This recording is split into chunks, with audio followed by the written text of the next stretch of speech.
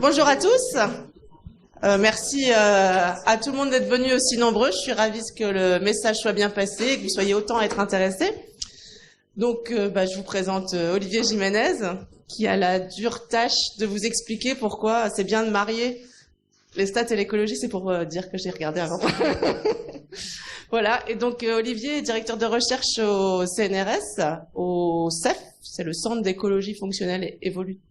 C'est ça, à Montpellier. Et en fait, c'est, on peut dire en France, un des précurseurs à marier stats et écologie quand même. En tout cas, une des personnes les plus visibles en France sur ces sujets-là, et qui s'intéresse à plein de choses, à plein d'objets d'études en termes d'écologie, et donc qui a là choisi pour illustrer ses propos des espèces un petit peu emblématiques que je vais vous laisser découvrir. Et voilà, merci beaucoup d'avoir accepté de faire cet exercice, c'est pas facile, donc merci beaucoup. Et puis, on a pu avoir un petit aperçu avant pour les curieux, et donc je sais que ça va être chouette. Voilà. Mais merci Marie, bonjour à toutes et à tous. Alors je suis un petit peu intimidé, je m'attendais pas à avoir autant de monde. Alors, bonjour. Donc, comme l'a dit Marie, je vais vous parler du mariage entre statistique et écologie. Je vais plus essayer de prononcer le mot statistique pendant tout l'exposé, c'est le défi. Et je vais prendre comme cas d'étude des espèces qui nous préoccupent pas mal dans l'équipe. Je vais vous en parler un peu plus sur les grands carnivores. Alors vous le voyez dans le fond là, il y a du loup, il y a des ours, il y a du lynx, et puis il y a celui qui est complètement à droite que vous connaissez peut-être pas, des gloutons qu'on a en Europe aussi, des wolverines, pour ceux qui regardent les films, tout ça. Donc voilà, donc comme a dit Marie, moi je viens de Montpellier, et je travaille au Centre d'écologie fonctionnelle et évolutive, avec, il y a le CNRS, l'Université de Montpellier, il y a l'IRD qui est impliqué, il y a le PHE que vous connaissez peut-être. Voilà, et vous pouvez retrouver toutes ces diapos, y compris la version longue. Ça va, je parle pas trop près du micro. La version longue sur le site là, qui est écrit là. J'avais fait une version longue et puis je l'ai raccourci drastiquement pour qu'on puisse aller boire des coups après. Alors, je vais commencer par des définitions, mais alors j'ai pris le parti de mettre 0 équation dans l'exposé. Donc ceux qui veulent sortir tout de suite, vous pouvez y aller. Hein. Il n'y aura pas d'équation, il n'y aura pas de modèle, il n'y aura pas de... C'est bon ? On continue ? Ok, donc j'ai pris... Voilà, on va définir d'abord les objets. Hein. Alors j'ai commencé par l'écologie, parce que c'est ça qui va nous amener les questions. Qu'est-ce que c'est que l'écologie ? Alors ça, c'est ce que pense ma maman de l'écologie. Donc elle pense que des fois je suis sur le terrain, enfin je suis pas souvent, hein, vraiment pas souvent, mais que je suis dans des déserts, ou, sur la mer, dans des forêts... ou dans d'autres environnements extrêmes. Et bon, ce que font les écologues vraiment, pour de vrai, c'est ça, c'est plutôt mettre pour vraiment s'impliquer sur le terrain, ou bien ça, dans des laboratoires, faire des expérimentations, et puis assister à des réunions, et puis s'ennuyer dans des réunions, ça nous arrive souvent. Mais ce que c'est que l'écologie, bon, la définition qui est classique et qu'on va utiliser entre nous, c'est l'étude des organismes et comment ces organismes interagissent avec leur environnement. Donc ça, c'est l'écologie. Ok, on est tous d'accord. Maintenant, que sont les statistiques ? Qu'est-ce que la statistique ? Alors ça, c'est toujours ce que pense ma maman que je fais. Là. Je suis content quand elle pense ça. Ou pas, je sais pas. Alors après, il y a ce que la société pense de ce qu'est la statistique. Bon, c'est l'espèce d'adage connu. Il y a 3 types de mensonges. Les mensonges, les satanés mensonges, et puis la statistique. Et puis je l'ai illustré avec quelqu'un qui s'y connaît en statistique. Bon, on se demande aussi, est-ce que la statistique... Alors là, je vais essayer... Je sais pas si ça va marcher. Est-ce que la statistique, c'est l'art de convertir des corrélations en causation ? Clac. Voilà. Vous en tirerez ce que vous voudrez.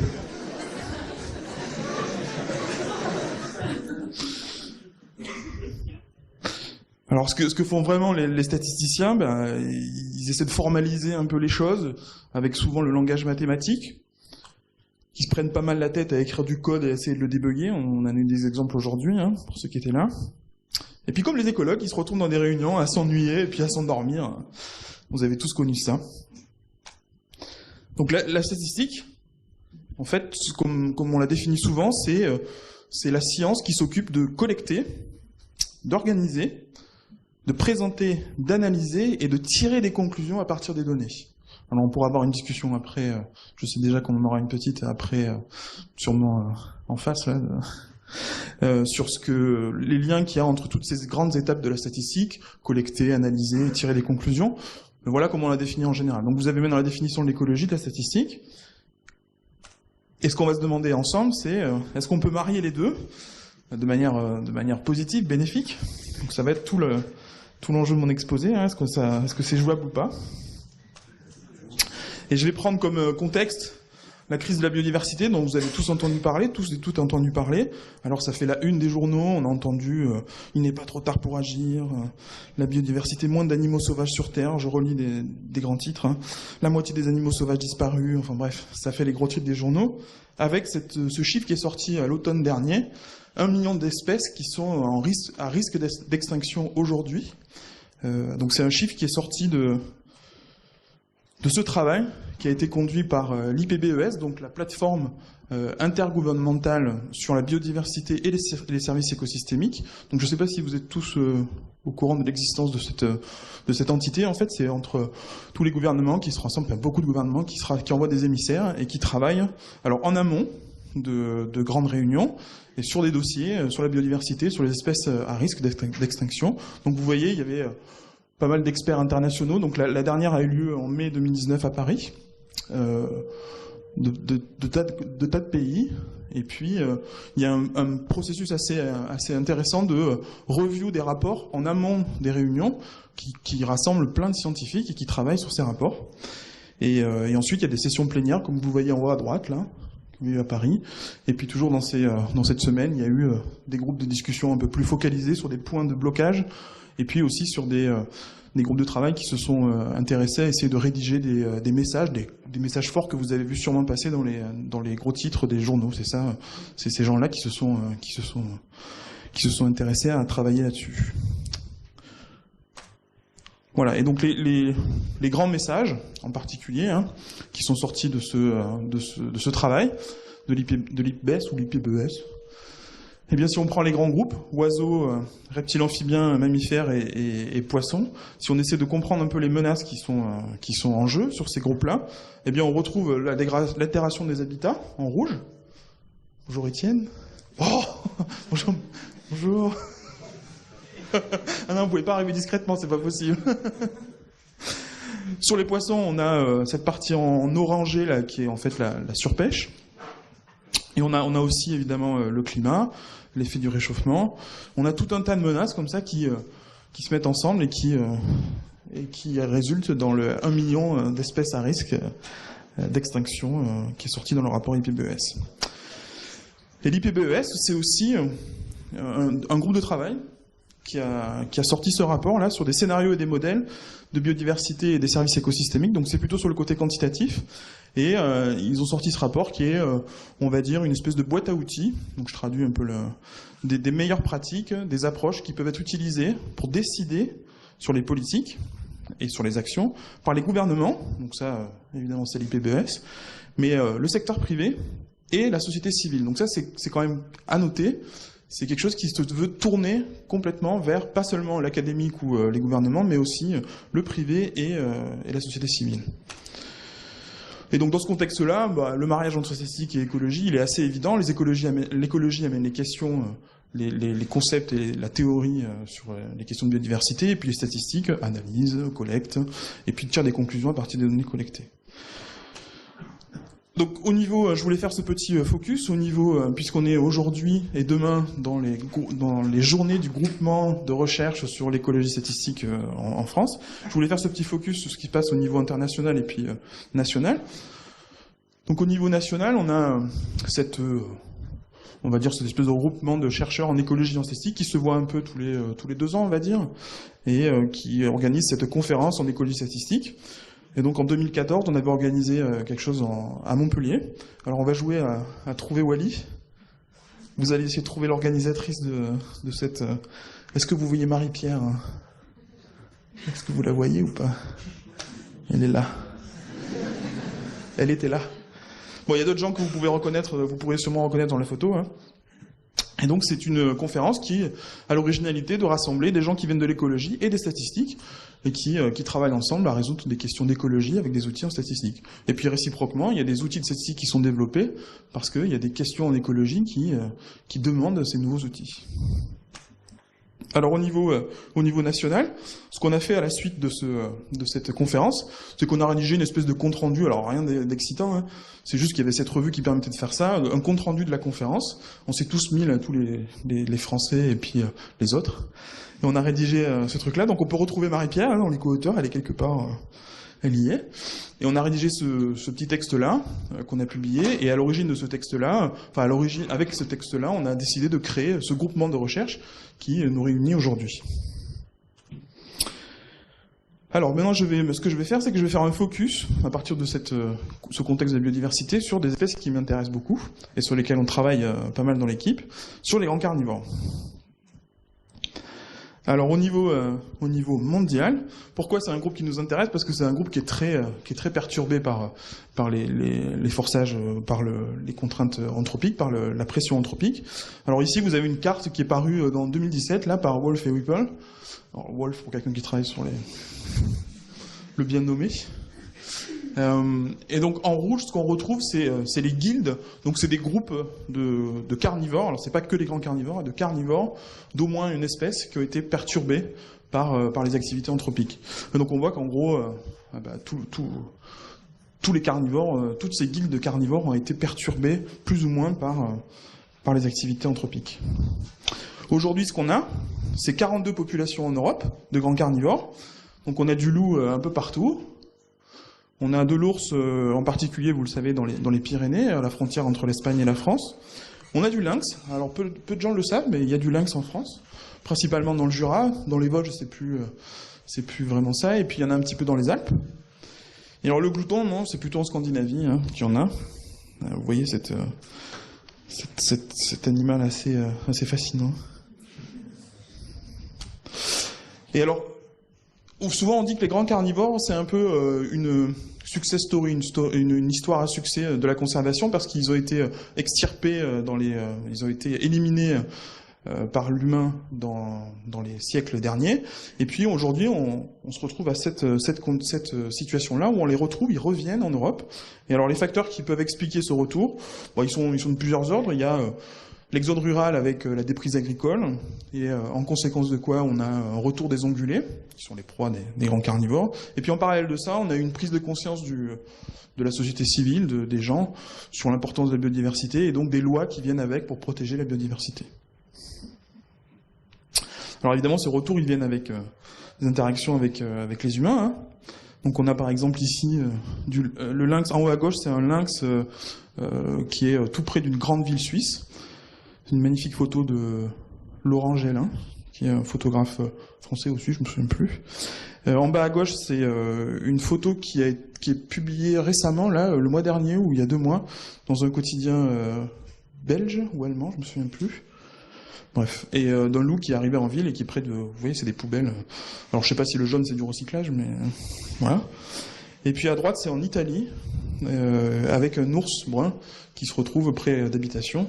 Donc on voit ces interactions qui deviennent de plus en plus fréquentes entre ces grands carnivores qui sont pas là, comment dire, qui vivent dans des habitats naturels, mais qui sont en interaction avec évidemment les milieux humains anthropisés. Alors ces interactions, elles viennent évidemment avec des coûts pour les espèces animales, mais aussi pour les humains. Et là, c'est tout l'équilibre à essayer de trouver. Donc on a des interactions directes, des conflits directs, où on a par exemple cet ours qui est en train d'essayer de se servir sur des ruchers, et puis on a des déprédations, donc des attaques sur du cheptel domestique. Là, c'est un loup qui a attaqué une de ses proies domestiques favorites.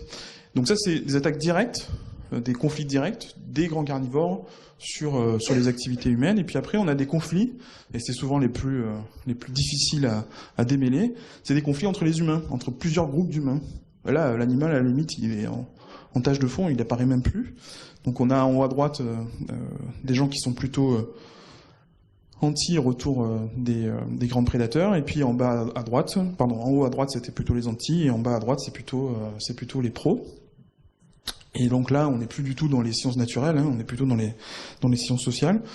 Et il y a cette interaction entre les deux types de sciences qui peuvent aussi aider. Alors on en revient à ce rapport de l'IPBES sur cette boîte à outils, des meilleures pratiques, des approches qui peuvent essayer de donner des méthodes pour décider et pour aider aux politiques d'action sur la gestion de la biodiversité et sur la conservation de la biodiversité. Et alors les deux auteurs de ce rapport-là, ils disent, il y a deux phrases que j'ai extraites du rapport qui sont assez frappantes. Il y en a une qui dit, en gros, il faut s'éloigner de cette prise de décision, enfin cette technique de prise de décision un peu ad hoc. On fait de la cuisine en fait, c'est des recettes de cuisine, on tire un peu comme ça et puis on voit un peu ce qui va se passer. Et puis il y a une autre phrase qui est assez choc aussi, je trouve, qui la science doit être utilisée pour anticiper les changements. Donc c'est les deux phrases que j'ai trouvées très intéressantes à retirer du rapport et qui font l'écho avec le quantitatif, avec le mariage, avec statistique et écologie évidemment.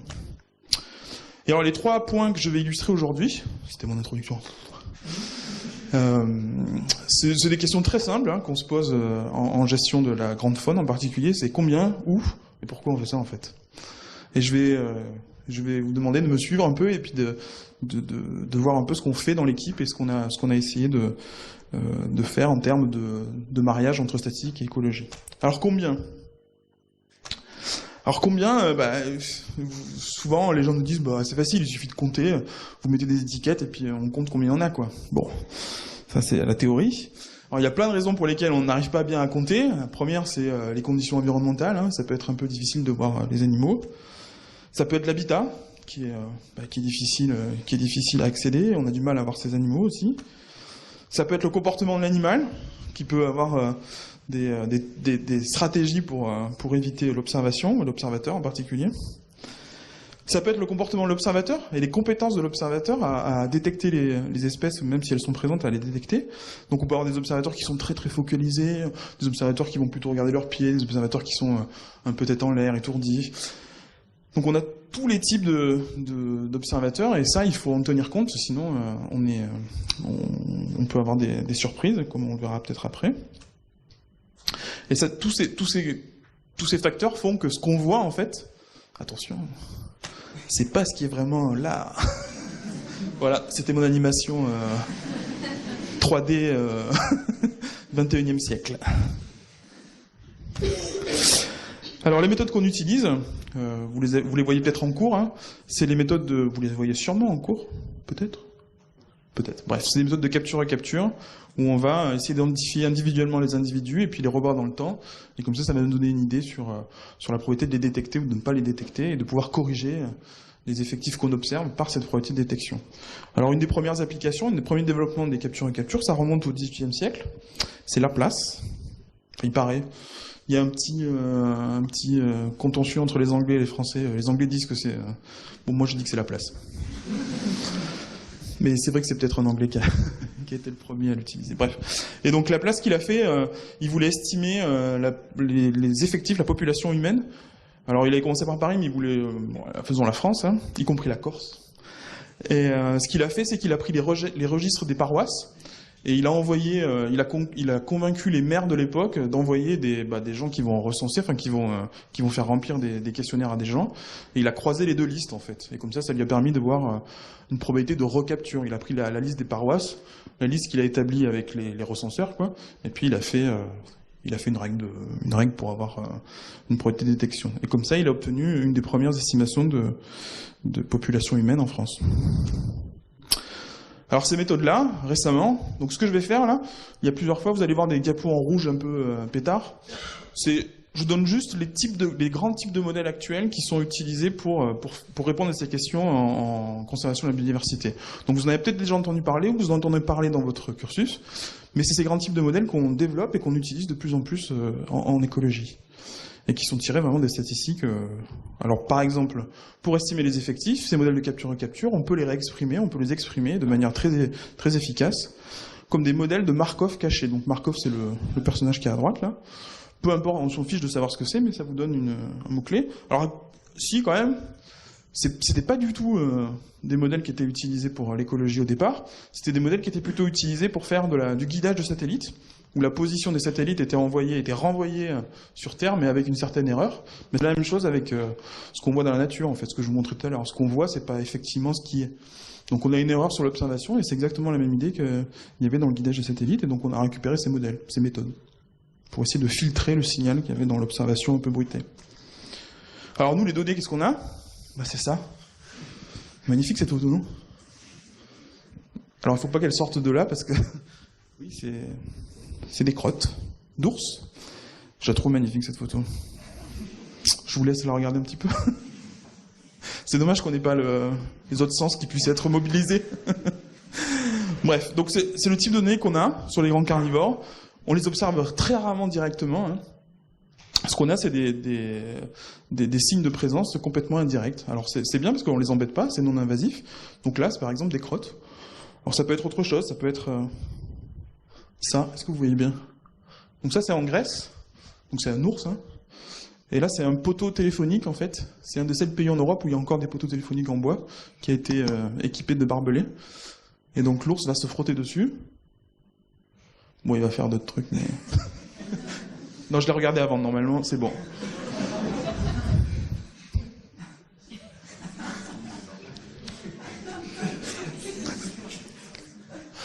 Voilà, bon, j'arrête parce que... Non, mais il fait rien de plus après. Ah si, il fait le dos aussi, je crois. Non, c'est ça.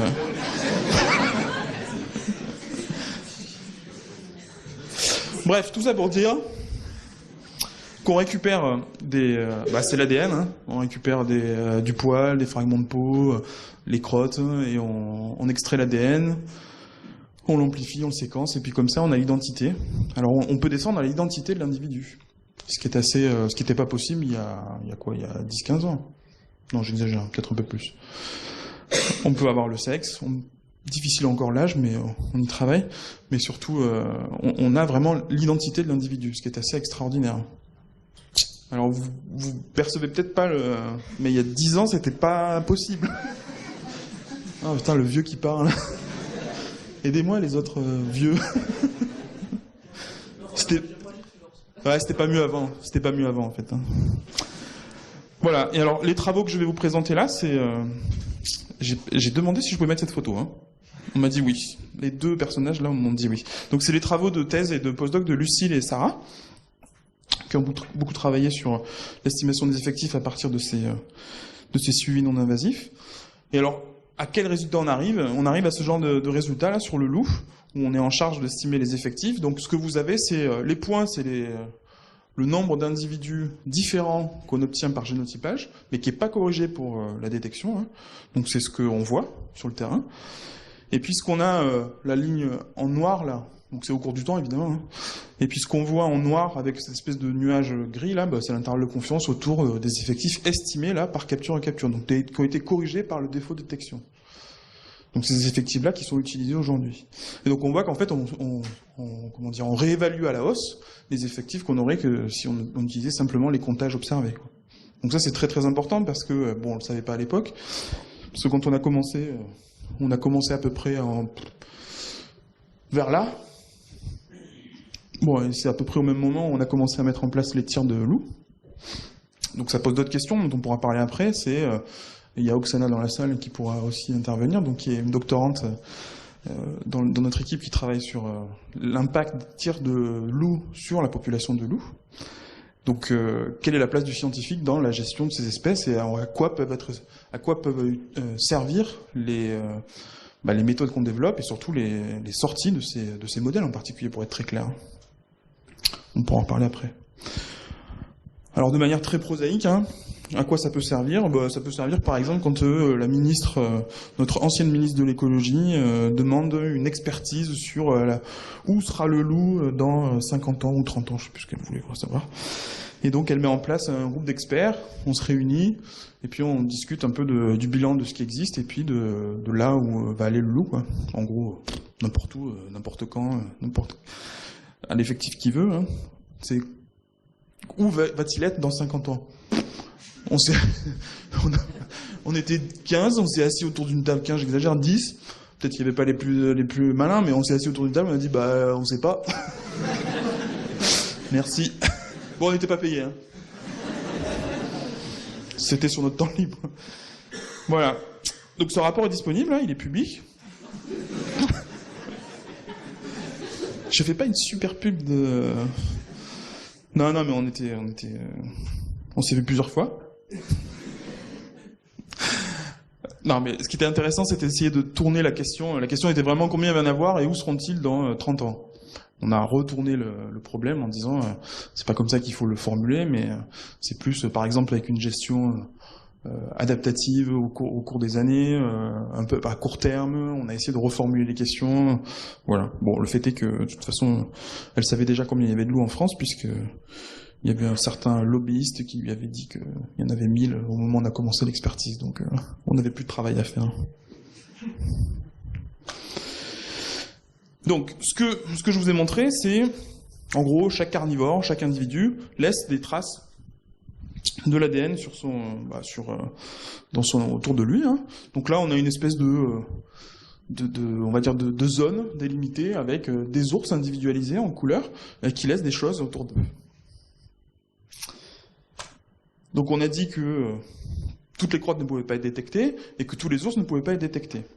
Donc ce qu'on a vu, c'est que ce qu'on comptait, c'était probablement, très certainement, inférieur à ce qui était effectivement présent. Donc ça, c'est le premier problème que je vous ai montré. Et puis une solution sur le loup.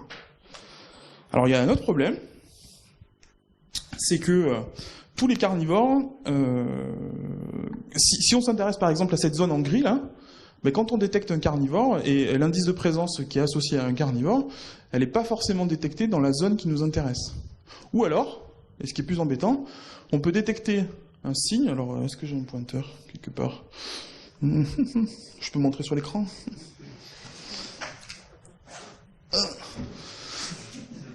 Peut-être sur la diapo d'après. Non, ça va pas marcher. Non, ça va pas marcher. C'est un Mac.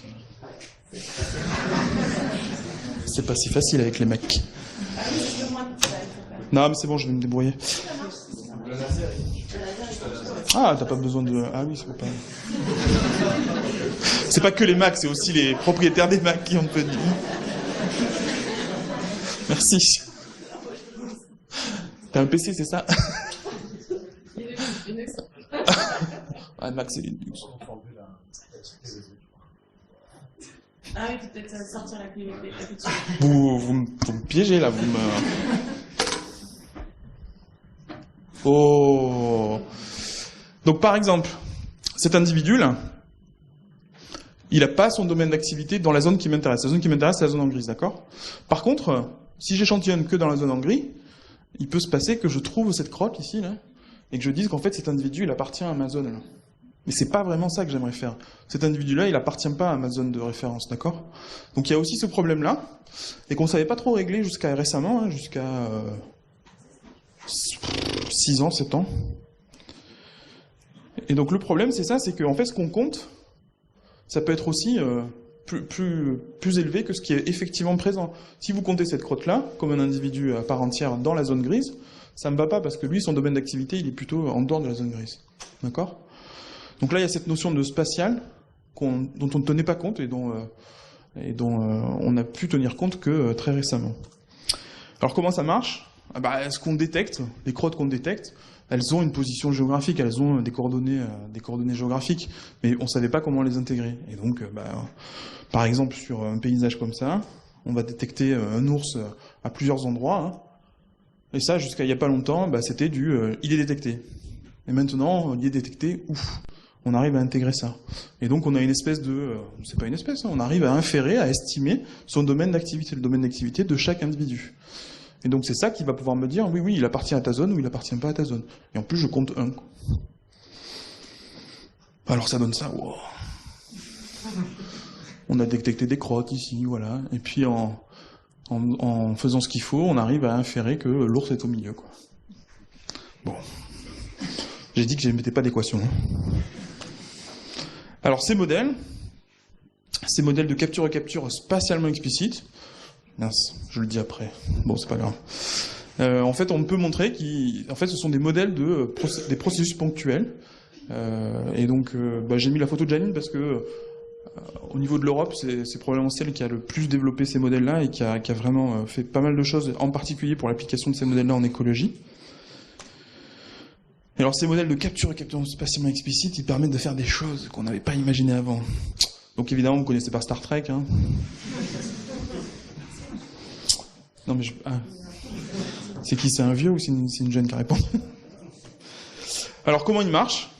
Bon, je vais pas vous donner le détail, hein, mais en gros, voilà, cette zone qui m'intéresse, ici, là, où je fais l'échantillonnage, et puis il y a cette zone où je cherche pas, d'accord? Et donc, par exemple, ce fragment d'ADN que j'ai trouvé ici, eh bien, il correspond à cet ours-là, qui a son domaine d'activité dans une zone qui ne m'intéresse pas, d'accord? Qui est pas ma zone de référence. Alors, comment je vais me débrouiller pour essayer de démêler le domaine d'activité de la détection de l'indice de présence? Eh ben, en fait, c'est dans la probabilité de détection, hein, la même que celle que j'avais tout à l'heure. Mais maintenant, ce que je vais faire, c'est que je vais la mettre, cette probabilité de détection, je vais la mettre comme une fonction entre le domaine d'activité de l'individu, que je ne connais pas, que je vais chercher à estimer, hein, et puis l'endroit où j'ai observé un signe de présence de l'individu. Et puis je vais mettre des hypothèses en disant que cette probabilité de détection, elle est de plus en plus petite à mesure que la distance entre les deux s'éloigne. Et comme ça, en fait, en mettant des modèles un peu paramétriques là-dessus, je vais pouvoir inférer les coordonnées du domaine d'activité de l'individu. Et je peux faire ça sur tous mes individus. Donc ça, c'est nouveau, en fait. Ça a même pas 10 ans. Hein. Et c'est ces processus ponctuels qui ont permis de développer ces modèles-là. Alors l'exemple que je voulais vous montrer, c'est un exemple en Scandinavie. On va partir un peu au nord, sur l'ours brun. Et donc on a Norvège et Suède. Et ici, à la frontière, on a un échantillonnage qui a lieu un peu à cheval entre les deux pays. Hein. Bon, Norvège et Suède. C'est ça, hein? Ouais. Et alors je voulais mettre en valeur un peu le travail de l'équipe avec qui on collabore, parce que c'est eux qui font tout ça, hein, c'est pas nous. On le fait en collaboration. Donc Cyril et Pierre, qui sont deux postdocs en Norvège, à côté d'Oslo, et puis Richard, qui est la personne en charge de cette étude, et puis Maddy, là, qui est une étudiante iranienne en doctorat, là, et qui travaille sur les grands carnivores aussi. Et donc ce qu'ils ont fait, c'est qu'ils ont appliqué ces modèles de capture et capture spatialement explicite, et ce qu'ils ont vu, alors ce qu'on voit ici, c'est le nombre d'ours en fonction des années, là, sur quelques années, et ils ont pu montrer que, en fait, ce qui se passe, c'est que si on ne tient pas compte de l'espace, eh bien ces effectifs-là, c'est ce qu'on obtient si on ne tient pas compte de l'espace. Quand on corrige pour le domaine d'activité, et qu'on s'intéresse vraiment à la zone de référence qui nous intéresse, ici c'était la Norvège, eh bien les effectifs ils peuvent être 2 fois plus grands que ce qu'ils sont réellement en Norvège. Et donc évidemment, bon, sachant que l'ours est chassé en Norvège, il est géré par la chasse, ces effectifs-là, ils ont et le fait qu'ils sont 2 fois plus grands si on ne tient pas compte de l'espace, en fait, ces résultats sont hyper importants. En gros, on peut avoir des quotas qui sont beaucoup trop élevés pour la population qui est en Norvège. Donc ça, c'était le combien. Bon, c'est pas des questions qui sont très élevées, hein, conceptuellement, intellectuellement, mais bon, c'est un peu tard tout ça. Donc où y a-t-il des grands carnivores? Alors, on se pose la question. Pourquoi on se pose la question? Parce que une des utilisations d'une réponse à cette question, du où, eh bien c'est par exemple, est-ce que vous connaissez l'Observatoire national de la biodiversité, qui est, vous le connaissez? Ouais, il y en a pas mal qui ont opiné, même des gens qui viennent de loin. Donc en gros, c'est une émanation de l'État qui s'occupe de biodiversité, qui quantifie un peu l'état de la biodiversité. Je ne vais pas rentrer dans les détails. Et l'ONB produit ce genre de choses, ce genre d'indicateurs où on a, par exemple ici, la proportion, c'est le pourcentage de l'espace national, du territoire national qui est occupé par les grands carnivores. Et donc c'est au cours des années. Hein. Alors on voit que ça augmente. On arrive à 2000. Alors c'est 17 ou 18 ? Bon bref, récemment, il y avait un peu plus de 5% du territoire qui était occupé par les grands carnivores. Alors évidemment, la tendance à l'augmentation, elle est complètement pilotée par le loup. Hein. Le lynx, il est plutôt stable, voire un peu décroissant. L'ours, on est passé de 25 à 30 individus en 10 ans, on va dire. Peut-être un peu moins, j'exagère. C'est le loup qui pilote cette tendance à la hausse. On n'a pas de glouton. Alors, ce qui m'a intéressé, ce qui nous intéresse dans l'équipe, c'est un peu de formaliser ça, Parce que ce pourcentage de territoire occupé par l'espèce, ben en fait, en écologie, ça ouvre des champs de recherche qui sont assez incroyables, parce que c'est tout un champ de recherche sur l'occupancy, ce qu'on appelle la proportion d'air occupé par un organisme. Ça, c'est une métapopulation, enfin, ça fait référence à plein de choses qu'on sait faire en écologie. Donc, par exemple, ici, bon, la vraie je prends une aire que j'ai pixelisée, et puis mon espèce est présente là où il y a des 1, et elle est absente là où il y a des 0. Donc la vraie occupancy, là, c'est de 25%. 25% du territoire est occupé par l'espèce. Bon, maintenant, j'ai toujours ces problèmes de détection. Alors là, c'est pas à l'échelle de l'individu, c'est à l'échelle de l'espèce. Donc ce qui se passe, c'est que parmi tous ces endroits où elle est effectivement présente, bah, quand je vais sur le terrain et que je fais de l'échantillonnage, bah, je trouve l'espèce que sur 6 des carrés sur lesquels elle est effectivement présente. D'accord ? Donc l'occupancy naïve, le pourcentage d'espace occupé par l'espèce, si je le calcule de manière naïve, il est de 15%, alors qu'en fait, effectivement, il est de 25%. Alors, est-ce que c'est une vraie ou une fausse absence ? Et ça, c'est des modèles statistiques qui vont nous permettre de distinguer ça. Donc la réalité, c'est par exemple, je sais pas, on va dire le Jura, on a du lynx, ça c'est des lynx, sur des sites où on fait de l'échantillonnage. Donc on y va 4 fois, donc dans chaque carré, on y va et on essaie de voir si on détecte l'espèce ou pas. Les 1, c'est je l'ai détecté ou pas. Donc ça, c'est ce que j'observe. Alors évidemment, les endroits où j'ai détecté au moins une fois, on va dire c'est sur une année, j'y suis allé les mois d'hiver, par exemple. Mais les fois où je l'ai détecté une fois au moins, bah, je peux dire que l'espèce est présente. Ça, c'est pas très compliqué. Par contre, les endroits où je l'ai jamais détecté, là, c'est là que ça se complique. Est-ce que elle est effectivement absente, ou est-ce que c'est juste que les 4 fois où je suis allé, bah, je l'ai pas détecté? D'accord? On revient au modèle Markov caché. Ce qu'on observe n'est pas vraiment ce qui est en réalité sur le terrain. D'accord? On a un signal bruité, une observation bruitée, du signal. Et donc ça, c'est Julie, qui a pas mal travaillé pendant sa thèse sur ces modèles d'occupancy. Bon, en gros, c'est des capture-recapture, hein, c'est un peu la même tête que les modèles de capture-recapture qu'on a vu précédemment, enfin qu'on n'a pas vu précédemment, mais que j'ai évoqué précédemment. Alors elle a beaucoup travaillé pendant sa thèse, et puis ces modèles, ils mettent pas mal de temps à tourner. Alors, la blague est de Julie, hein. Donc si elle est bonne, c'est de moi, et si elle n'est pas bonne, c'est de Julie. Non, la blague de Julie. Et donc moi, ce que je vais vous montrer là aujourd'hui, c'est comment j'ai repris un peu ces modèles qu'elle a fait pendant la thèse pour travailler sur le lynx. En fait, j'ai refait ce qu'elle a fait pendant sa thèse.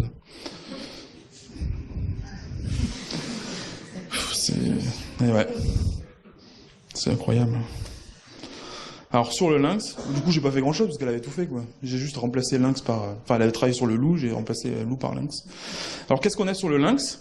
C'est un peu ce qu'on a sur le loup aussi, hein. Sur l'ours c'est un petit peu différent, mais c'est des signes indirects de présence, hein, ou directs, ça dépend.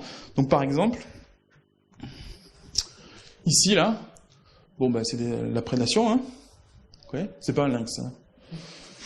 Ça c'est parce que je fais pas beaucoup de terrain, mais... Ça, c'est des signes de présence, voilà, c'est des empreintes. Ça, c'est une voie de lynx, là, sur une espèce de tronc d'arbre, mais vous le voyez pas bien. Ben, ça, on en revient toujours à la même chose, hein. Des crottes, souvent. Ça, c'est des poils. Ça, c'est une observation directe par un piège photographique, un moyen de collecter des données sur le terrain qui se développe de plus en plus, hein. Et puis ça, c'est probablement une collision avec les voitures. C'est une des causes principales de mortalité de l'espèce du lynx. Avec le braconnage. Alors, les détections de lynx. Je vous ai mis 3 points dans le temps, hein. 94, 2005 et puis plus récemment 2016. Et on a 3 noyaux, hein. On a les Vosges. On avait les Vosges en 1994. On a le Jura, ici, là, qui est le cœur de la population. Et puis les Alpes, tout ça, c'est alimenté par des réintroductions qui ont eu lieu dans les années 80, en Suisse en particulier. Et puis on voit que, en particulier les Vosges, en 2016, il y a beaucoup moins de détections qu'ici en 94. Alors ça, c'est des détections, d'accord? Alors, ce qui va aussi nous embêter un peu, c'est toujours pareil, hein, c'est l'effort d'échantillonnage, c'est comment, sur le terrain, effectivement, les gens, ils récoltent ces données-là. Alors, qu'est-ce qu'on voit tout de suite ici? Toujours pareil, les 3 mêmes points dans le temps, on voit que l'effort, donc plus c'est bleu, plus il y a d'observateurs par pixel ici, d'accord? Donc qu'est-ce qu'on voit au cours du temps? On voit qu'il y a de plus en plus d'observateurs dans chaque pixel. Donc l'effort, il a énormément augmenté en intensité. Mais évidemment, il a aussi augmenté dans l'espace. Vous voyez qu'ici, il y a beaucoup de geôles, il y a beaucoup d'endroits où il n'y avait pas d'observateurs. Et puis il y a plein d'endroits, et là, pour arriver ici, où il n'y a plus que très peu d'endroits où il n'y a pas d'observateurs qui effectivement sont en capacité de récolter des indices de présence du lynx. Et c'est pareil pour le loup. C'est un gros réseau loup-lynx qui est mis en place par l'Office français de la biodiversité et qui quadrille en gros tout le territoire. Enfin, presque la moitié du territoire. Et donc ce qu'a fait Julie, en gros, c'est utiliser ces modèles de Markov cachés pour essayer de corriger ce qu'on voit ici, là, ces comptages, enfin ces détections de présence, un peu de la même façon que pour les captures et captures, par la probabilité de détection de l'espèce, pour avoir un pourcentage du territoire occupé par l'espèce. Et donc ce qu'on obtient, c'est un peu la même chose que ce qu'on avait sur le loup, sauf que pour le loup, c'était vraiment des effectifs, un nombre d'individus. Ici, là, c'est le pourcentage du territoire occupé par l'espèce. Et donc ce qu'on a, c'est... Alors évidemment, pour compliquer un peu la tâche, j'ai changé de couleur, j'ai changé de code, bref. En pointillé rouge, ici, là, c'est l'occupancy naïve. En gros, c'est le nombre de détections que j'ai faites par pixel et que j'ai ramené au territoire. Et puis ici, en noir, eh bien, c'est la même chose, mais corrigé par la probabilité de détection de l'espèce. Et on réévalue un peu à la hausse, évidemment, cette probabilité d'occupation du territoire. Et on a, ce qui est important surtout, c'est qu'on a une quantification aussi de l'incertitude associée à cet indicateur, ce qui n'est pas le cas en général. Quand on fait juste un ratio, on a un peu du mal à avoir cette incertitude. Donc ici, c'est ça, là, cette zone grisée, là, ça nous donne aussi une autre information sur la qualité du suivi et ce qu'on est arrivé à faire. Alors ce qu'on voit, c'est ici, c'est que les dernières années, là, eh bien, la proportion du territoire, la proportion occupée par le lynx, diminue. C'est surtout les Vosges, en fait, où il y a, on pense, il y a les collisions, et puis il y a pas mal de braconnages qui ont fait que le noyau des Vosges est quasiment éteint. Il y a des réintroductions qui ont lieu actuellement en Allemagne. Il y a quelques individus qui se risquent dans les Vosges, mais pour l'instant qui ne se sont pas établis. Alors ce genre d'indicateurs et ce genre de travail, on réussit tant bien que mal à le faire passer. On pourra avoir cette discussion aussi après, au niveau supérieur, au niveau de la prise de décision. Donc ici, c'est le plan national d'action. Il y a tout plein de plans d'action sur plein d'espèces qui existent au niveau. C'est l'État qui est en charge de ces plans d'action. Et donc il y a un plan d'action sur le loup et les activités d'élevage, dont on est plusieurs à faire partie, où on essaie d'injecter ce genre de connaissances au niveau d'un groupe de scientifiques qui n'est pas forcément expert dans ce genre de choses. Et donc ce travail-là, il est repris actuellement par Oksana Grant, qui est là-bas, qui se cache, voilà. Qui fait sa thèse entre autres sur l'impact que peuvent avoir les tirs de loups, puisque l'espèce est gérée de manière active par l'État sur la dynamique de population, mais aussi sur la structure sociale, enfin sur plein de choses. Et puis elle regarde aussi si on peut utiliser cette métrique, ce pourcentage du territoire occupé par l'espèce comme un indicateur pour gérer l'espèce, plutôt que les effectifs qui sont très difficiles à obtenir. Et alors je vais finir par le pourquoi on fait tout ça. Et je vais revenir sur les interactions avec l'homme, en particulier les collisions. Donc on a, ici là c'est une photo que j'aime bien, qui a été prise c'est en Amérique du Nord, je ne sais plus où exactement, où on a cette famille d'ours qui traverse et on voit des voitures derrière, on a des interactions qui sont quasi journalières maintenant avec les grands carnivores dans ces paysages-là. Sur le lynx en France, on a ce genre d'interaction, des collisions entre les individus et les voitures. Principalement, il y a un peu train, mais c'est surtout voiture. Et vous voyez deux résultats de ces collisions. Elles sont souvent mortelles. On n'a pas trop d'informations sur les collisions non mortelles, mais on en a déjà pas mal sur les collisions mortelles. Donc voilà.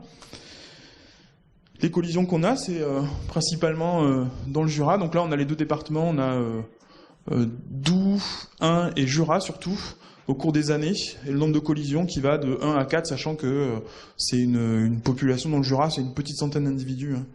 Donc c'est beaucoup c'est une cause de mortalité assez importante. Et donc une des mesures qui est possible, qui est envisagé, en particulier par les aménageurs autoroutiers, c'est de créer des passages à faune, ce qu'on appelle des passages à faune. Donc ici, c'est pas une vraie photo, hein, c'est une représentation en 2D augmenté. Ben la question qui se pose, c'est où je les mets, ces passages à faune, quelle dimension, enfin plein de questions très pratiques que posent les gens qui sont vraiment impliqués dans le dossier, quoi. Donc on a décidé de s'impliquer aussi, hein. On est allé un peu plus loin, et donc ce qu'on a utilisé, c'est toute une gamme de modèles, et en particulier ces modèles individus centrés. Alors peut-être que vous avez déjà vu des modèles individus centrés, c'est des espèces de gros modèles informatiques où on décide de règles au niveau individuel, on laisse faire les individus, et puis il y a des choses qui émergent au niveau des populations, des interactions entre les individus qui génèrent des patrons au niveau des populations. Et on montre que quand même, avec quelques règles au niveau individuel, ou d'interaction entre individus, on arrive à générer des choses qui ressemblent à quelque chose au niveau de la population. Et alors les deux personnes qui, selon moi, au niveau européen, ont beaucoup œuvré dans le domaine, c'est Stéphanie Kramerschat et Uta Berger sur les modèles individus centrés, avec qui, en particulier avec Stéphanie, on a pas mal travaillé sur le lynx. Donc sur le lynx, qu'est-ce qu'on a? Je vais pas rentrer dans le détail, mais qu'est-ce qu'on a? On arrive à finement à injecter la connaissance sur la démographie, sur la dispersion de l'espèce. N'essayez pas de lire le graphique, mais ce que je veux vous dire, c'est que c'est compliqué. Voilà. Et donc il y a plein de boîtes sur la dispersion, sur la recherche de territoire, sur la reproduction, sur la mortalité par collision. On a plein de règles sur voilà, comment se déplace un individu, quelle décision il prend selon le type d'habitat qui est autour de lui, selon les autres individus qui sont autour de lui, bref. Ça, on peut le coder. Là, du coup, c'est du codage, hein. Et on nourrit ce gros modèle avec des données qui sont passées à la monnaie des statistiques, hein. Donc on a par exemple les collisions, où c'est des modèles linéaires généralisés un peu sophistiqués qu'on utilise. Sur les habitats favorables, c'est les modèles d'occupancy dont je parlais tout à l'heure, avec des modèles Markov cachés. Sur l'abondance, c'est les processus ponctuels, les modèles de capture-recapture, alors spatialement explicite ou pas, peu importe. Sur la démographie, c'est autre chose. Enfin bref, c'est tous ces modèles statistiques là qui se nourrissent des questions en écologie et des données pour nourrir cette espèce de grosse boîte qui va permettre de modéliser le devenir des populations de lynx. Alors on a fait tout ça avec quelque chose que vous connaissez très bien, c'est R, et puis peut-être que quelque chose que vous connaissez moins, c'est Shiny, qui est une espèce de package évolué qui permet de faire des interfaces AR, à des programmes R. Alors c'est des interfaces pas... il y a des interfaces qui existaient là, mais qui étaient vraiment... Non, là c'est des interfaces professionnelles, quoi. Que vous pouvez passer à quelqu'un qui n'y connaît rien, parce que sinon... Donc, alors... Comment on a fait ça? On a fait ça de manière un peu... alors c'est très commun pour certaines personnes qui sont dans l'Assemblée, mais pour nous c'était moins commun. On a fait ça avec des ateliers participatifs, où on a rassemblé un peu des gens qui étaient vraiment dans le dossier, donc ce qu'on appelle des porteurs d'enjeux, là, des stakeholders, des porteurs d'enjeux. Donc on avait des associations de protection de la nature, les parcs et réserves, on avait des fédés de chasse qui sont très impliqués dans le dossier lynx, l'Office des forêts, évidemment l'ancien Office national de la chasse et de la faune sauvage qui a fusionné avec l'Agence française de la biodiversité qui est devenue l'OFB, l'Office français de la biodiversité. Des sociétés d'autoroutes, AP2R et Vinci on avait. La SNCF qui était intéressée, même si les collisions avec les trains sont minimes, hein. Et puis les émanations de l'État, DREA, les compagnies, et des régions. Alors qu'est-ce qu'on a fait ? On leur a présenté, on a fait un premier atelier où on leur a présenté ce que on pensait être un chouette modèle. C'était pas un super modèle, on s'est fait démonter, mais on s'en est pris de partout. En particulier, quelque chose qui était assez marrant, c'est que on n'avait pas beaucoup de données sur en particulier la dispersion des lynx. On savait pas grand-chose. Par contre, nos collègues suisses, ils connaissent beaucoup de choses sur la dispersion et sur l'habitat favorable. Et nous, on n'était pas très bons là-dessus. Même si on avait des données, mais bon, on a dit, bon, allez, on utilise les données des Suisses parce que dans le Jura, c'est la même population, c'est Suisse helvéto-française ou franco-helvète, on s'en fiche, c'est pareil. Bref, on arrive, on dit, voilà, on a utilisé les données suisses pour estimer l'habitat. Oula, c'est pas du tout passé, quoi. Non, on veut utiliser les données françaises. D'accord ? Donc, on est reparti, on a refait toutes les analyses avec les données françaises. Ça a donné à peu près la même chose. Mais quand on est revenu, sans surprise, hein, c'est la même population, c'est juste que il y a la France et puis il y a la Suisse. Et quand on est revenu dans le deuxième atelier, on a montré qu'on avait fait cet effort-là. Et du coup, l'adhésion des participants aux ateliers a été vraiment très excellente à la suite de cet effort qu'on a produit, qui n'était pas du tout prévu au départ. Il y a une espèce de confiance qui s'est mise en jeu, qui s'est mise en place. Pourtant, ces modèles, quand je vous présente ça, là, au début, on n'était pas très, on n'était pas très confiant sur le fait qu'ils allaient vraiment adhérer. Et en fait, ça a très très bien marché, quoi. Donc on avait préjugé de la complexité des choses et du fait que ça allait être difficile à expliquer, mais on avait tort sur toute la ligne. L'idée quand même, à la fin, c'est que cet outil qu'on allait développer, ce soit ces personnes-là qui l'utilisent. Donc évidemment, c'était complètement naturel de les impliquer dès le départ sur la construction de cet outil. Et donc c'est Sarah Baudouin, qui était en post-doctorat à l'époque avec nous, et puis qui maintenant travaille à l'OFB, donc il y a de l'espoir. Hein. Ça, c'est un message pour les masters. Ouais.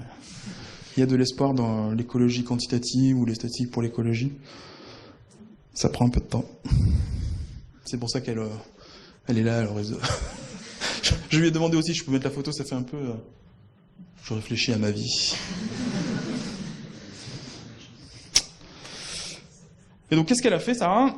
En plus du modèle, d'injecter les données, machin, enfin, un travail énorme qui se voit pas du tout dans l'outil, dans l'interface, elle a travaillé sur cette interface. Et l'interface, en gros, c'est des cartes. Hein.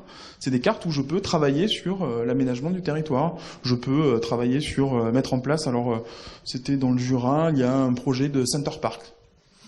Donc, ça veut dire un endroit où il y a de la forêt, couper et mettre de l'urbain à la place. Donc ça, c'est un premier type d'aménagement. Celui qui nous intéressait, là, ce qui m'intéresse aujourd'hui, c'est vous montrer installer un passage à faune. Donc ici, par exemple, on peut l'installer ici, sur cette route-là.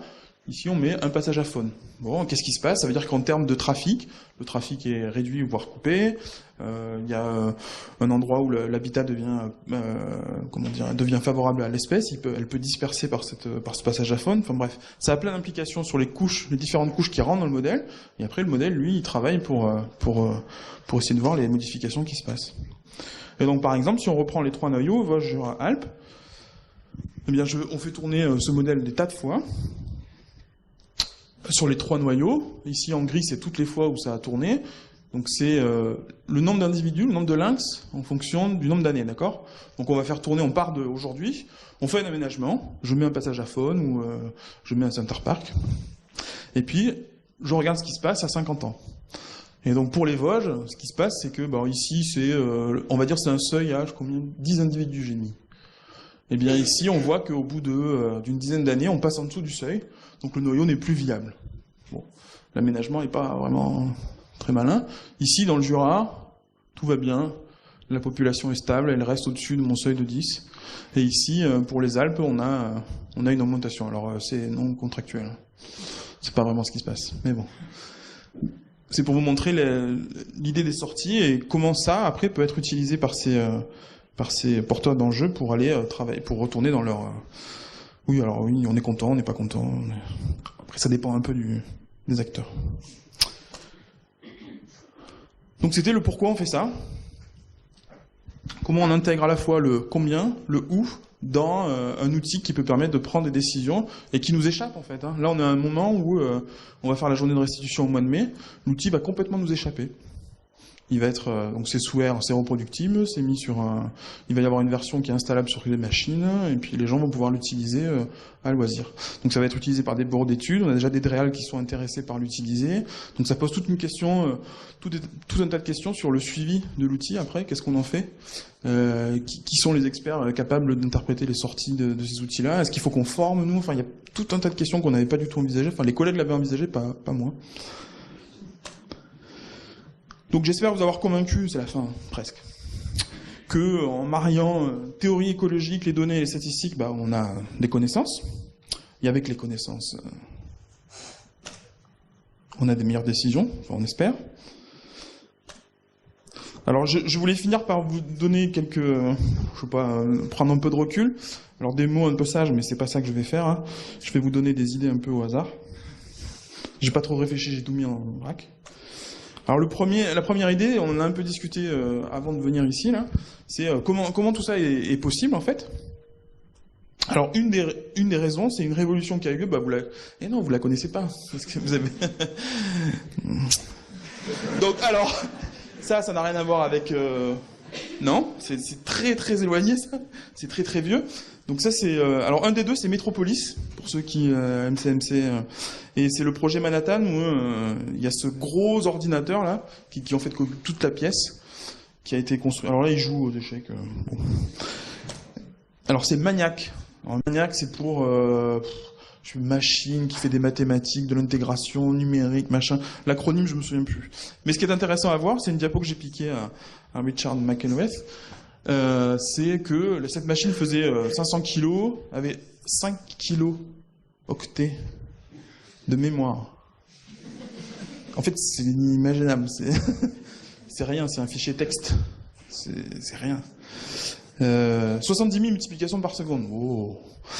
Aujourd'hui, votre portable, il fait entre 2 et 5 kilos, il a de 2 à 8 millions de kilo-octets de mémoire, et surtout, il fait des milliards de multiplications par seconde. Enfin, ça n'a rien à voir, quoi. Mais c'est une révolution, et c'est ce qui permet aujourd'hui de faire tourner les gros modèles dont je vous parlais tout à l'heure. Alors, ces modèles, ils viennent avec... alors, comment on dit, là avec super pouvoir, ils viennent de responsabilité, je sais plus quoi. Voilà, ben, ça c'est pareil, quand on a des outils comme ça, il y a de plus en plus une prise de conscience qui est en train d'émerger dans la communauté sur le fait que ces algorithmes en particulier, qu'on code, ils sont pas neutres, ils sont pas complètement objectifs. Il y a des humains derrière qui codent ça et qui prennent des décisions et qui font que ces algorithmes ils vont dans un sens et pas dans un autre. Et donc il y a ce très bon bouquin que je vous recommande qui s'appelle Les armes de destruction mathématique par Cathy O'Neill, qui est vraiment alors qui venait de la finance et puis non de l'académique et qui est passé par la finance et qui a pu voir un peu les deux mondes et qui nous montre sur plusieurs exemples que en fait il y a des cas en particulier il y a du profilage aux États-Unis sur les prisonniers par exemple où elle montre que tout était fait par un algorithme, mais que l'algorithme a été codé par des humains et qu'évidemment était biaisé et qu'on voyait que les résultats c'était toujours les mêmes minorités qui étaient ciblées. Elle a plein d'exemples comme ça dans son bouquin et je pense qu'il résonne vachement avec notre propre pratique, en particulier sur le lynx là, l'outil de viabilité que je vous ai montré. Il y a des tas de questions qui se posent sur les biais qu'on a mis dans le modèle, les biais de modélisation. Est-ce qu'il y a un espoir pour la biodiversité ? Oui, j'espère. Quand même. Donc, à la suite de l'EPBES, et puis, il y a cette conférence pour la Convention pour la biodiversité qui a lieu en Chine là en février, et puis qui a toute une série d'événements qui vont avoir lieu cette année. Et puis la décennie à venir a été, cette année 2020, c'est la super année pour la biodiversité. Ne me demandez pas ce que ça veut dire super année. C'est une année importante. Et donc il y a tout un tas de guides qui ont été mis en place, d'étapes qui ont été mis en place pour les 10 ans à venir, pour essayer de bien vérifier qu'on fait quelque chose pour la biodiversité. Alors je voulais finir là-dessus, comme j'ai été aussi, il y a très très longtemps, comme vous l'avez vu sur la photo, avec Maniac, aussi en master. Donc j'ai fait un master de biostat, moi, à Montpellier. Ouais. Et pourquoi devenir scientifique ? Alors je vais pas répondre à la question, hein. Je vais vous dire pourquoi moi je suis devenu scientifique. Enfin, pourquoi je pense que je suis devenu scientifique. Alors, il y a plein de raisons. Hein. Et après, il y a des collègues qui pourront compléter. Je vous dis pas forcément de le devenir, mais en tout cas, il y a des idées sympas. Alors, on rencontre plein de gens sympas. Vous verrez ça tout à l'heure, peut-être. Ils sont pas invités, les masters, là, bien. Non, vous verrez pas ça. On n'est pas si sympas. À Rennes, à Montpellier, vous aurez invité. On a plus d'argent. On boit plein de café. Alors, sauf qu'en ce moment, y a plein de gens qui boivent du thé, ça m'insupporte. Ça m'insupporte. On a pas mal de liberté. Alors, il y a évidemment entre les enseignants-chercheurs et les chercheurs, c'est un peu différent, mais moi, je suis chercheur. On apprend plein de choses. Ça, c'est une des principales raisons qui a fait que moi, je suis devenu chercheur. Mais on a du temps pour apprendre des choses. Enfin, on avait du temps. On a de moins en moins de temps. On voyage. J'ai mis un train, pas un avion, c'est plus de...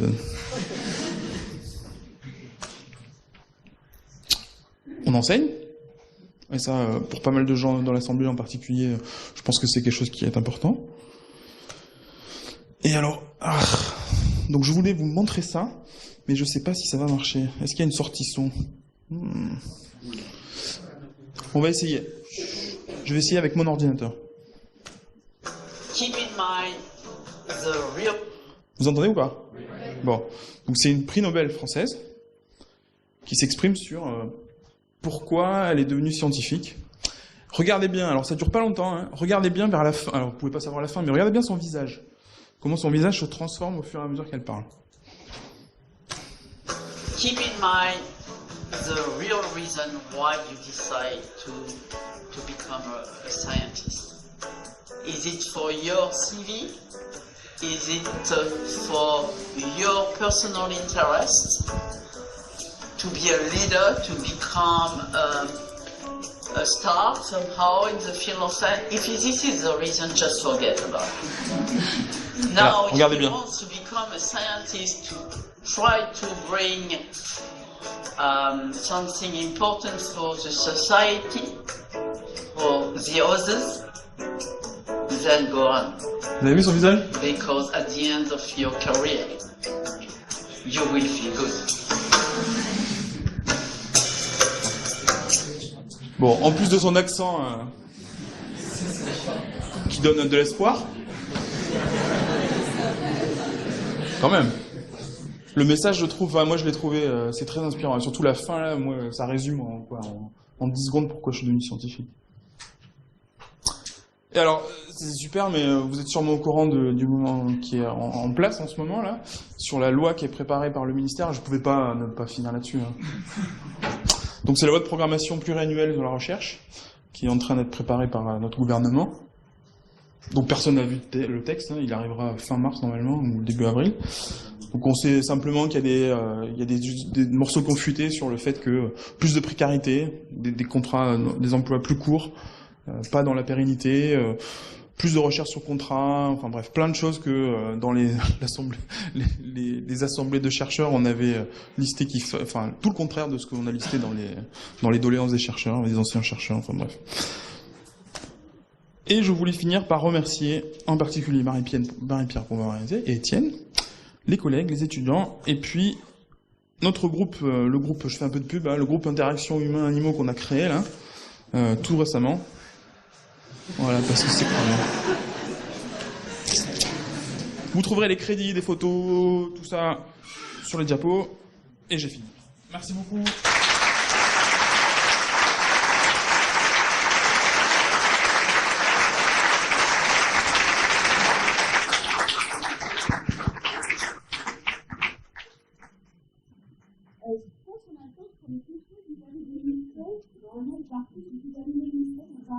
Si ça suffit pas, je passerai le micro. Alors l'intérêt de parler dans le micro, c'est que c'est probablement enregistré. Donc si vous parlez dans le micro, on va vous voir à la télé. Et surtout, on vous entendra. Donc c'est bon, ça va. Bon, et surtout, tout le monde vous entend, donc c'est le contraire de ce que je fais là. Donc je vous donner l'exemple. Mais voilà, c'est le moment des questions. T'as un micro ? Non, t'as pas de micro, toi. Alors, c'est moi qui va reposer la question. Donc on va prendre des questions des gens vieux, mais on va surtout prendre des questions des étudiants, si vous êtes étudiantes, si vous voulez poser des questions. D'accord ? Donc n'hésitez pas. On prend la première par vieux. On est toujours étudiant. Hein. Et après, on passera la parole aux...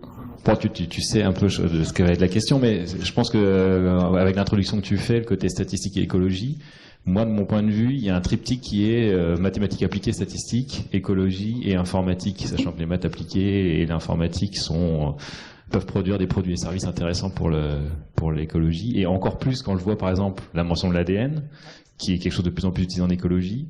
Moi, j'ai bossé à l'INRIA à Rennes pendant quelques années en postdoc. Il y a des personnes en recherche en informatique qui créent des algos qui permettent d'exécuter des choses en quelques minutes plutôt que quelques jours.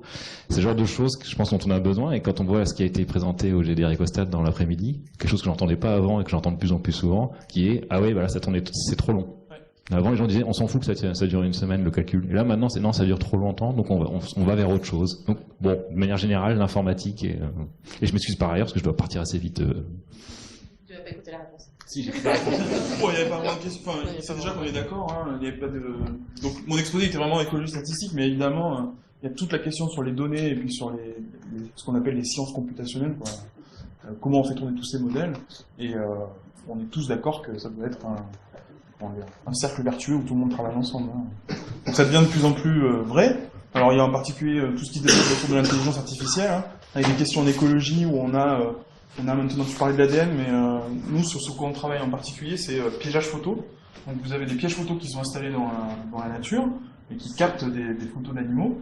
Et ces photos, on en a des milliers, voire et il faut les taguer, enfin, il faut les étiqueter pour dire quelle espèce est dessus, que fait l'espèce, combien il y avait d'individus de l'espèce. Et ça, l'humain, à part de prendre comme ça se fait dans certains endroits attention, hein, des batteries d'étudiants, pas payées.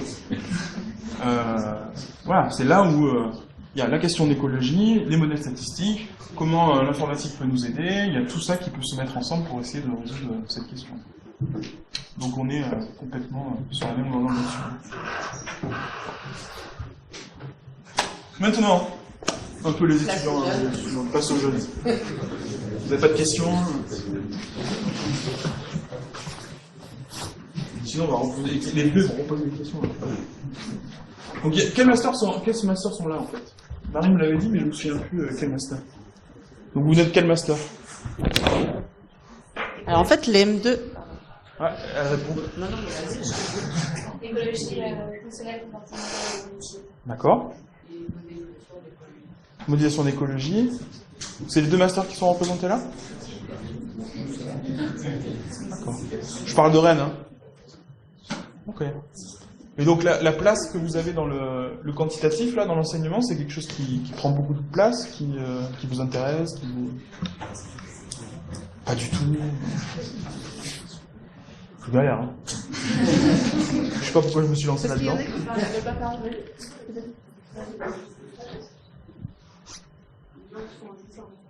Qui font juste le master de stats, hein, qui font des stats pour... qui font juste avec un grand J. Parce que j'espère vous avoir convaincu que tous les diapos en rouge, là, c'était des modèles, c'était des approches statistiques qui étaient, il y a 10 ans, on ne les connaissait pas en écologie, quoi. Et il a fallu des connexions entre les écologues.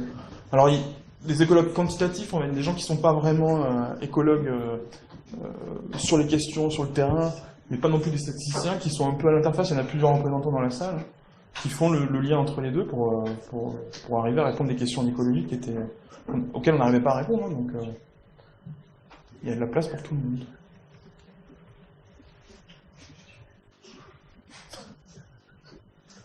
C'était le mot de fin? Non. Le mot de soif. Ah, Baptiste. T'es pas encore trop vieux pour parler. Alors, je suis plus tout à fait étudiant, je suis doctorant, mais je me permets de prendre la parole. Merci beaucoup pour votre présentation, elle était très inspirante. Et alors j'ai une question, c'est concernant l'utilisation des statistiques pour anticiper les changements, pour prédire. Alors ça pose un peu question parce que il faut poser des hypothèses pour prédire, et en général on peut pas vérifier qu'elles seront vérifiées, quoi. Et moi je me demande si finalement on ne devrait pas juste chercher à décrire ce qui s'est passé, mais pas regarder ce qui va se produire et se baser sur d'autres critères que des critères statistiques. Qu'est-ce que vous en dites?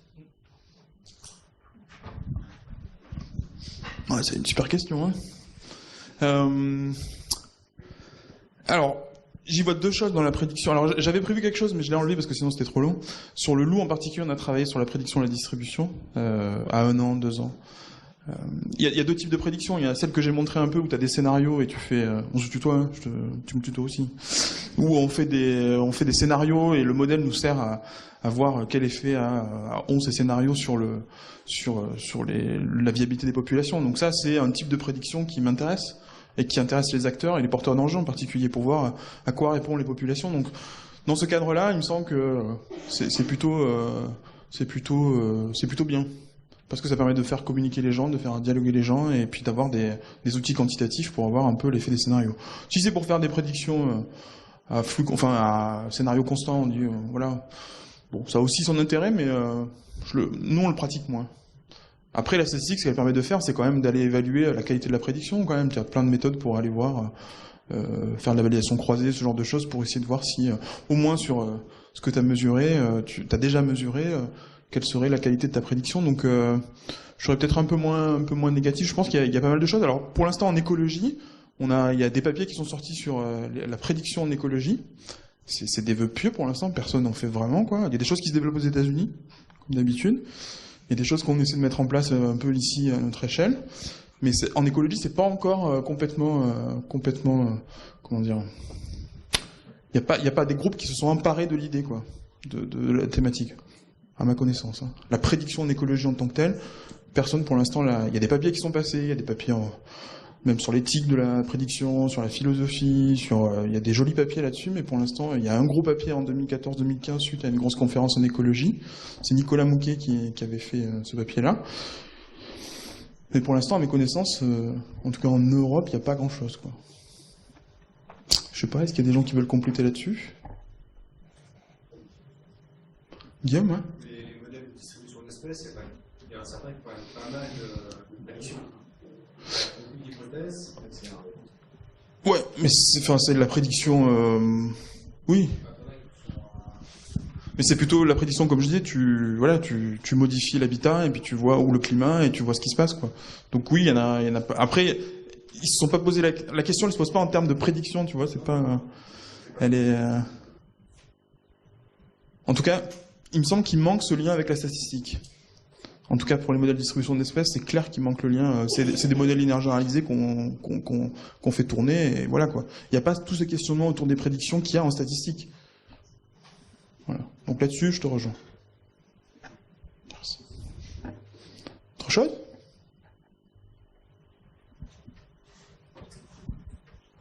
Ouais. Attends, mais t'es on fire.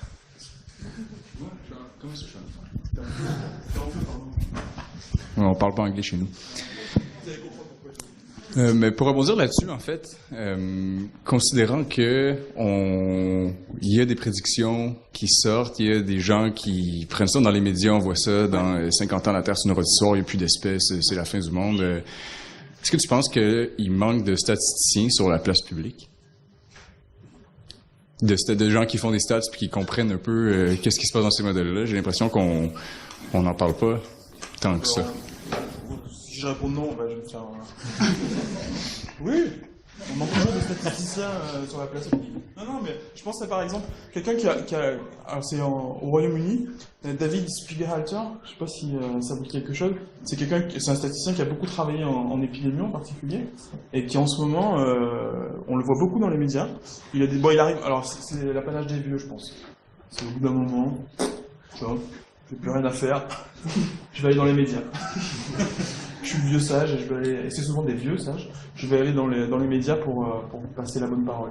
Mais ce qu'il dit, c'est vraiment intéressant. Donc, pour l'instant, en France, j'ai pas vu de gens comme ça qui ont émergé dans la communauté statistique et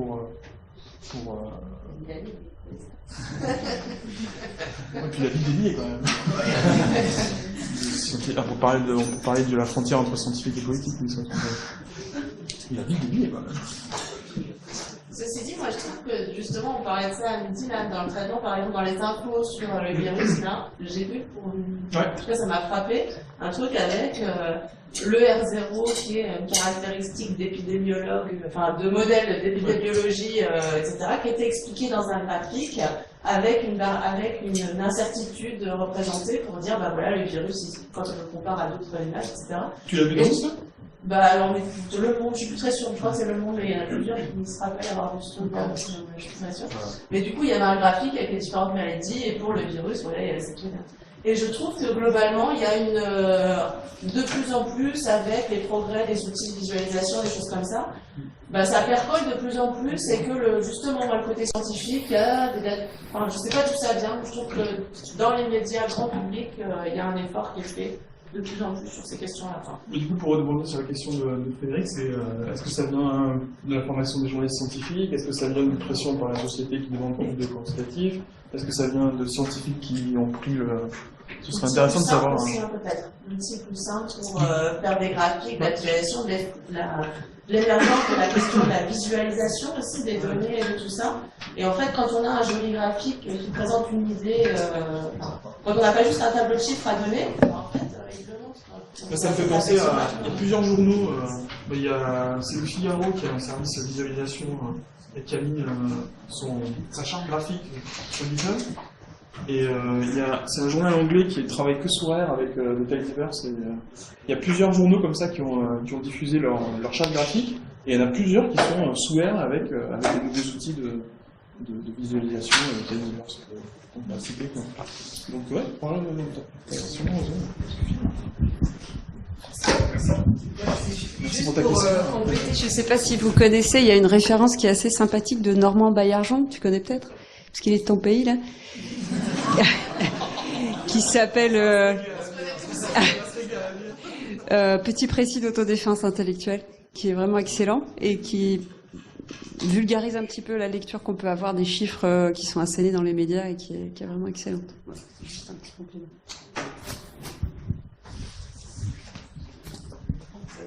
Ça marche là ? Oui.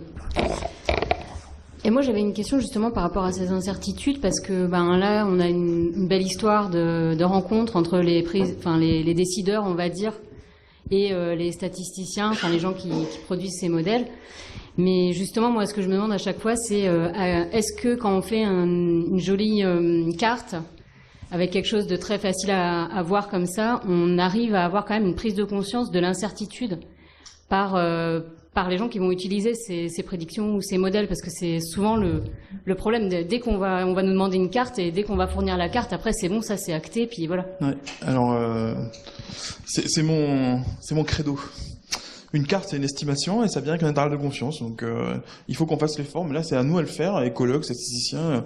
Quand on présente une carte, elle vient avec une carte, soit de l'erreur standard, soit de la borne inférieure, supérieure de l'intervalle de confiance. Enfin, c'est un estimateur. Hein. C'est une réalisation d'un estimateur. Donc, ça doit venir avec la quantification des certitudes. Après, voilà, ça fait 2 cartes ou 3 cartes. C'est beaucoup moins. Alors il y a des visualisations il y a des choses un peu compliquées où on peut essayer d'intégrer à la fois les variations de moyenne et les variations de variabilité, quoi. Mais c'est pas évident à représenter. Mais c'est à nous à faire l'effort. Hein. Je veux dire, montrer, ne serait-ce qu'une fourchette, c'était pas le cas il y a 5-10 ans, donc c'est à nous à le faire. Hein. Je suis complètement d'accord. Hein. Ouais. Donc nous on l'a essayé sur les ateliers dont je vous parlais. C'est pas naturel, mais enfin si c'est naturel, la représentation est plus problématique, quoi, parce que ça fait plus d'efforts, quoi.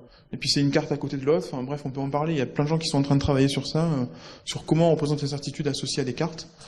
Ouais, il y a des gens qui travaillent dessus. C'est pas évident. On sait pas très bien faire dans notre cerveau, mais c'est un effort à faire.